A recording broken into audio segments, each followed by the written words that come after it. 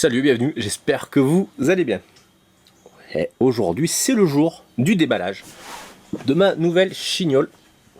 Donc vous avez été quand même pas mal à proposer des choses. Avant de faire quoi que ce soit, on va commencer à déballer tranquille, hein, évidemment. Donc pour ceux qui viennent d'arriver, qui ne connaissent pas, j'ai un groupe Facebook, c'est j'aime-3 petits points au plomb. Vous êtes les bienvenus. Même si je vous menace avec une paire de ciseaux, ce n'est pas contre vous, c'est contre le scotch qu'il y a ici. Évidemment, sur j'aime-3 petits points au plomb, on parle de tout ce qui est arme à air comprimé. Voilà. Et j'ai un autre, j'aime-3 petits points à la poudre, tout ce qui est arme à poudre. Bon, on va pas parler plus longtemps, ça vient direct de chez Armurerie Auxerre. Et on va déballer ça ensemble, car je tiens quand même à vous faire partager ça. Bien que j'avais envie d'ouvrir avant. J'ai dit non, allez, on va attendre 5 minutes. En plus, j'étais pas tout seul, comme ça, on a pu me l'amener dehors, tranquillou, sur ma petite table. Alors, il pleut pas, il fait pas trop chaud, c'est le matin, c'est parfait. Allez, on déballe.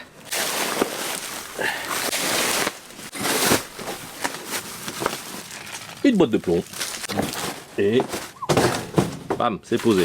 Ça aura fait parler mon petit truc sur Facebook. Et je vous ai tous un peu dupé. Ça fait plusieurs fois que j'en parle de ce que je veux, de ce que je voudrais. Et en fait, ça c'est un achat un peu compulsif, un achat intermédiaire. Alors, on va déjà voir. Donc la seule chose FX, ça va être les plombs. Voilà, c'est la première fois que j'utilise d'ailleurs, que j'en achète plutôt. J'ai déjà utilisé. Donc les FX Airgun, normalement, c'est des bons petits pelets.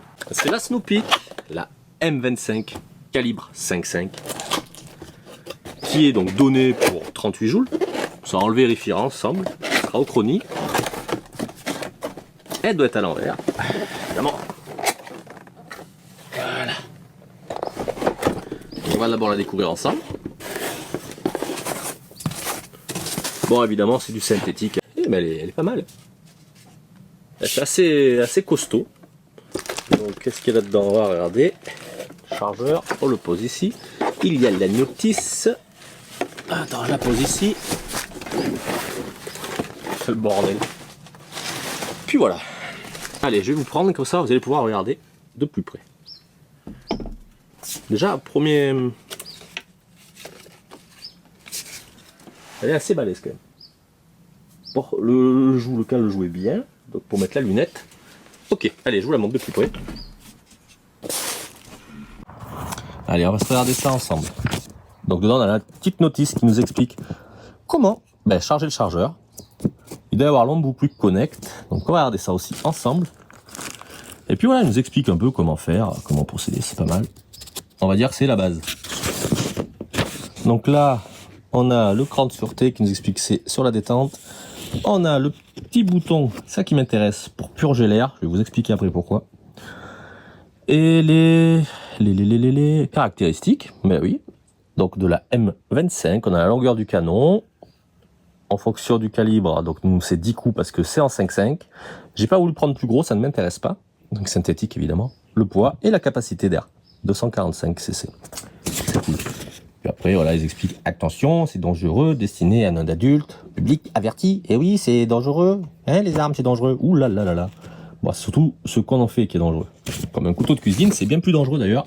Et il y a beaucoup plus de problèmes. Bon, on se mate en premier la carabine, donc synthétique évidemment. Peut-être que je ferai une petite custo, je vais voir. Je vais voir qu'est-ce que je peux trouver.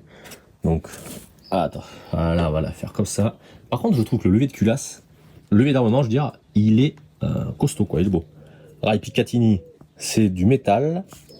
Donc là, on a le canon, toujours en métal. Un dessous, Rail Picatinny, il est... Ah, ça c'est du plastique. Donc on a le cylindre d'air et on a le silencieux qui est dessus. Donc ça va être cool, il me tarde d'essayer, j'espère que ça fait pas trop de bruit. Donc la détente, c'est un peu la Snoopy. Comme la XM1, limite c'est pareil avec hop, la sécu, donc la rouge, prêt à faire feu, la sécurité. La glissière pour tirer plomb par plomb. Et puis voilà, donc de l'autre côté, attention de ne pas la faire tomber. Ah non, c'est... Oh, ça force. Le beau levier, puis voilà, donc la carabine. Alors, on va la pousser. Bon, je reste avec cette vue, donc voilà le petit plomb FX Airgun. Normalement, ils sont pas trop mal, ils sont comme 15 grains, non? Du 15,9 grains. Donc voilà un petit peu les petits plombs. On verra hein, à l'usage, un petit peu voir si la régularité est bonne, mais j'en doute pas. C'est du bon plomb ça. Donc, qu'est-ce qu'on a dedans? Alors dans le petit sachet, on a l'embout Quick Connect qui va permettre de gonfler la carabine en air. Le chargeur, métal au milieu, putain quand même, hein. L'air de rien. Il est en métal. Alors ça, Baptiste, je te laisse répondre parce que là je vais juste l'avoir. Je vois pas trop à quoi ça sert. Est-ce que c'est pour le canon? Mais je crois pas. Là j'ai enlevé le silencieux. À voir. Donc on a le silencieux que j'ai enlevé et bien entendu il y avait ça. Alors attends, c'est pas simple. Ça qui était au silencieux, ça va à l'intérieur au canon. Et du coup ça nous permet quand on enlève le silencieux de mettre cette bague pour cacher le filetage. Voilà, et bien entendu divers joints variés, la carabine au cas où. Allez, je vous reprends face cam. Donc voilà, vous avez vu de plus près la petite carabine. J'ai revissé le silencieux, donc cette pièce-là, faut que je regarde, ça va être marqué dans la notice. Là, je sais pas ce que c'est cette pièce-là. Ça doit servir pour ou un démontage ou un truc. Bon, on verra. Puis voilà, donc le Quick Connect se met au bout. On tire un peu. J'ai vu qu'elle était armée. Alors, attends, faut pas perdre des trucs. Ma table est percée. Ça va pas être pratique. Voilà. Pour faire la pointe d'air, on tourne. Oh bah oui, rien de... Faut voir. Ok, et on peut passer dessous. Donc elle est chargée à peu près 150 bars, j'ai pu voir. Donc voilà un petit peu l'engin. Par contre, le levier d'armement à droite, c'est vrai. Alors il doit pouvoir, je pense.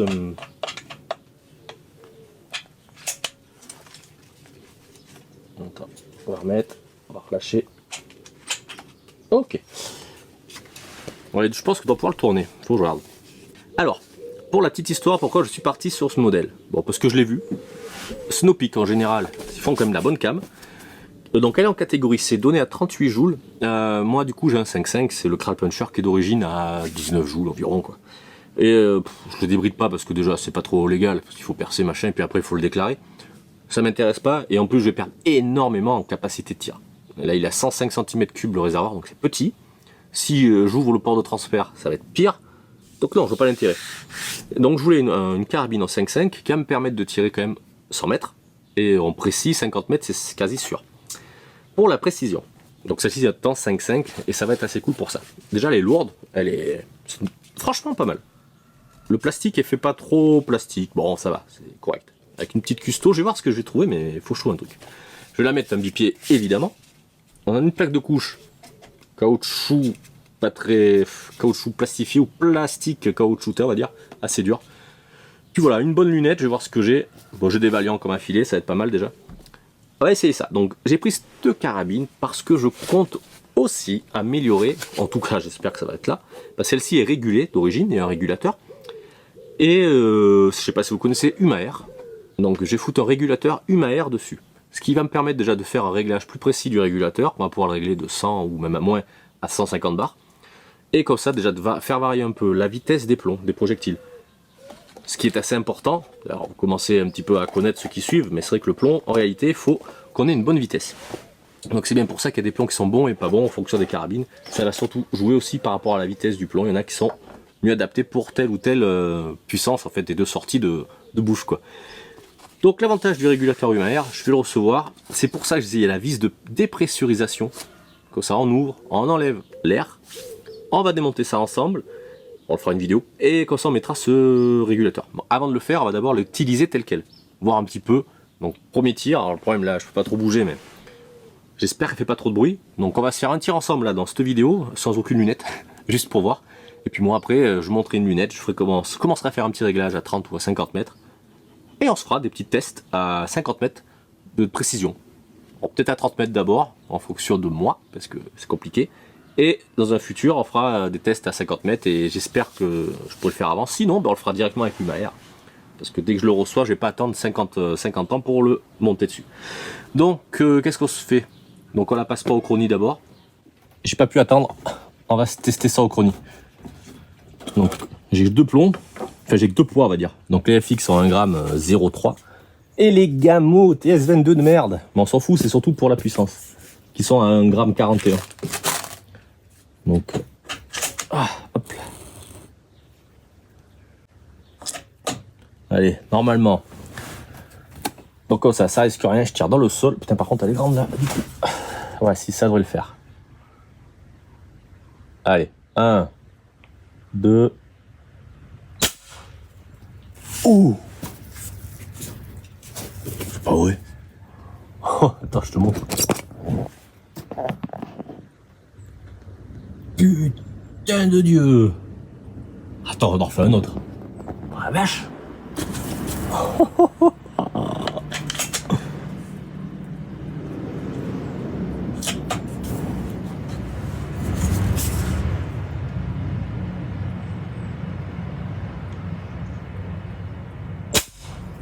Ah mais écoute. Eh bien écoute. 45 joues. Oh putain, on va se tester les gamins là, qui sont plus lourds, voir si ça lui va mieux ou pas. Enfin 45. Waouh! Oh la vache! Alors même pas. Je suis pas trompé. Hein. Donc 1,41, ceux-là maintenant.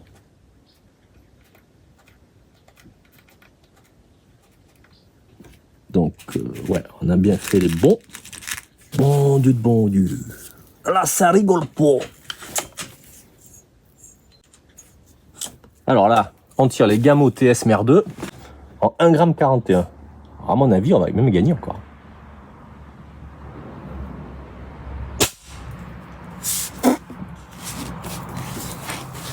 Ok, il faudra que je change de plomb. Voilà. Avec du 1 gramme 41, on est à 53 joules quasi.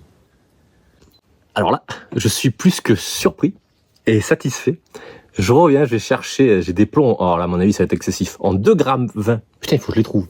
Si je les trouve, on les passe de suite au chronie. 38 joules données, avec des plombs 1 gramme, 45 joules. Donc déjà je dépasse la MX6, truc de fou. Et en 1 gramme 41, 52 joules 8. Enfin 53 quoi. On se retrouve. Donc ça c'était les Gamo TS pas bon là. Mais c'était pour le poids. Et là je vais essayer ceux-là. Sur aucune de mes fignoles, ils vont. 2 grammes 20, c'est énorme. 33 grains, t'en rends compte, c'est quasi le poids d'une 22. Donc on va tester vu la patate qu'elle a. Et que ça on va voir un petit peu les différentes vitesses. Allez, je te pose. Alors attends, on va reparamétrer ça. 2 grammes, voilà, 2 grammes 20, ouais. À mon avis, là, je vais perdre beaucoup en vitesse. Mais bon, faut tester. Ok.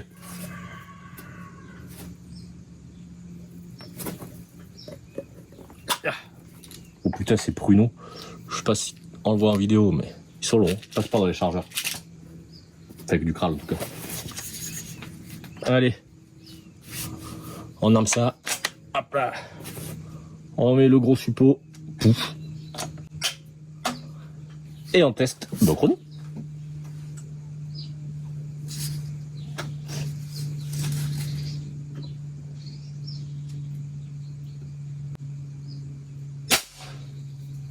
Oh la vache. C'est un peu lourd quand même. Oh la vache. Eh. Bah, la vitesse est un poil faible. 62 joules. Putain, cette carabine de fou. J'en reviens pas. Bon, voilà les mecs. On va continuer la vidéo, hein, ce petit aparté de test de puissance avec la Snowpeak. Fort concluant. J'en reviens toujours pas, quoi. Donc génial, à mon avis, je vais pouvoir tirer les 100 mètres là avec ça. Sans problème. Et comme petit plan adapté, génial. Allez, on reprend la vidéo. Allez, là comme ça, histoire de voir un peu la carabine. On enlève la sécu. Et... Oh! Ah, la détente, elle est vachement agréable. Par contre, ça vole. Ça vole, ça vole. Ça en fait un deuxième. Merde. Oh, le plan l'envers, non, non. Voilà, 2. Ah, ça fait un peu de bruit, mais... Il y a de la terre qui vole, qui a explosé enfin, sur le toit. Ok. Donc, là voilà, la petite. Pas mal, pas mal. Donc voilà un petit peu ce qu'on peut dire. Franchement, elle m'a l'air sympa. La détente est hyper agréable. Donc déjà, ça c'est vraiment un bon point, tu vois. Ouais. Pour voir que c'est encore du synthétique. C'est en bidex, ça, oui. C'est très agréable, ça tombe bien sous les doigts. On a la poignée, enfin la crosse pistolet, qui est vraiment bien. Et l'appui-joue qui est nickel. Top. Mais là, je pense que je vais être assez satisfait de cet achat. Il me tarde de voir avec le régulateur humain-air. Je pense que ça va être une tuerie. Allez. On va pas en faire plus aujourd'hui. Hein. La prochaine fois, vous la verrez avec un bipied, une lunette. Et on fera les premiers tirs de précision, un petit peu voir ce que ça donne. Il me tarde d'essayer cette bestiole. Allez, bon, je vous remercie Baptiste Darmiro XR. Comme d'habitude, un envoi soigné, toujours dans les temps, en heure. Donc le service est top. Allez, je vous fais à tous un petit big up. Et donc je regarde dans les commentaires de l'ancienne vidéo. S'il y a quelqu'un qui a trouvé, il aura le droit à un petit cadeau. Que je te contacte si tu as trouvé. Je sais même pas, j'ai pas regardé encore. Donc voilà, allez, oui, à la prochaine, on fera un chargeur. Bref, je vous expliquerai comment elle fonctionne le prochain coup. Allez, à la prochaine les mecs. À bientôt. Et vous êtes les bienvenus sur le groupe des types plombés. Allez, partagez, likez, abonnez-vous si ça vous dit. Et à la prochaine. Ciao.